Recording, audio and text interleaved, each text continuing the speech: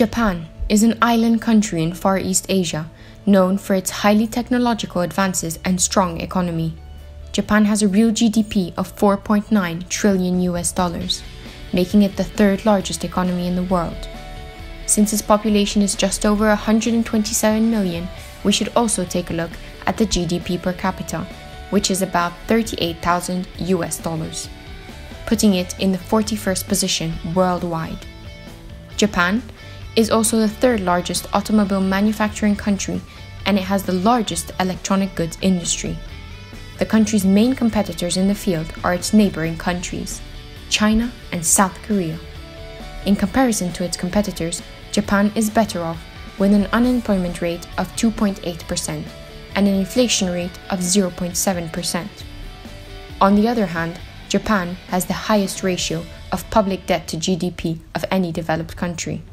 The national debt is mainly owned by the Japanese themselves. The lost decade is what we refer to for any 10-year period of economic stagnation for any entity. The lost decade is used to describe the Japanese economy. This situation happened twice, once during the 90s in Japan and a second time during the first decade of the current millennium in the United States. Japan initiated it with the bursting of a massive real estate bubble. During the 80s, the Japanese economy was in a boom, with an economic growth of 4% on average, an unemployment rate of 2.5%, and a GDP of 1.1 trillion US dollars. Japan's economy was the envy of the world before succumbing to one of the longest-running economic crises in history. What caused the bubble, you may ask? Japan experienced three major boom-burst cycles in the asset prices in the post-war period. Focusing on the third one, Heisei boom in the late 80s to early 90s, where asset prices increased dramatically under long-lasting economic growth and stable inflation. During the formation of the bubble, GDP per capita increased drastically and debt rose from 50% to nearly 70%. But this change is nothing compared to its level now.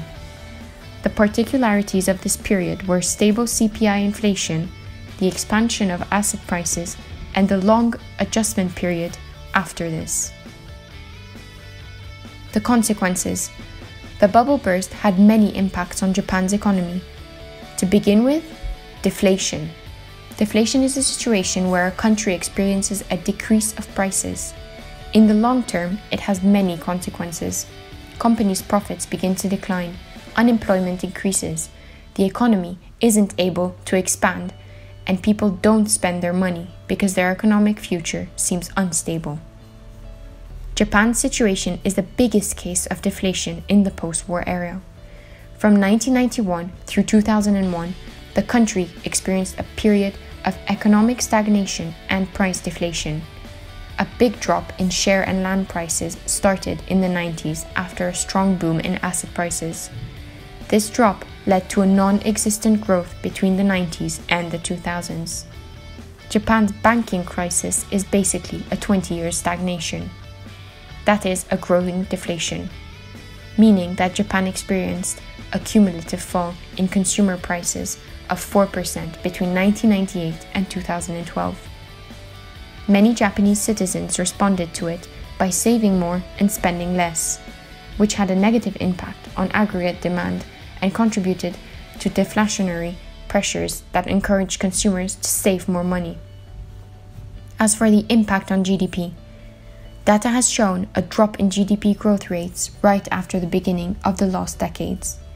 It decreased from 5.6% in 1991 to 2.4% in 1992. Leading to 0.7% in 1999. Japan is now 40 to 50% below what the world in 1991 would have estimated their GDP to be by 2012. The impact on debt. Well, during the 80s, Japanese banks fueled this asset bubble by easing the credit availability to absurd levels. In 1991, Japan's finance ministry raised the interest rates in order to cool the economy and stem the speculation. This hike was way too fast, way too sharp, and badly communicated. The hike caused the burst of the bubble and led to a stock market crash and debt crisis as borrowers failed to make payments on many debts.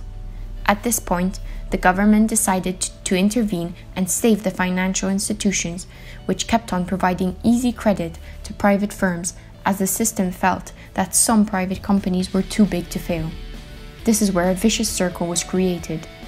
In 1998, the new Financial Supervisory Agency recalculated the value of problem debt as $1.1 trillion, raising the ratio of bad debt to GDP to 25%. The solution? Abenomics.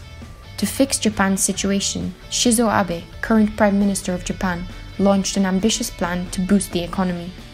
Abenomics seek to remedy 2 decades of stagnation by increasing the nation's money supply, boosting government spending, and enacting reforms to make the economy more competitive.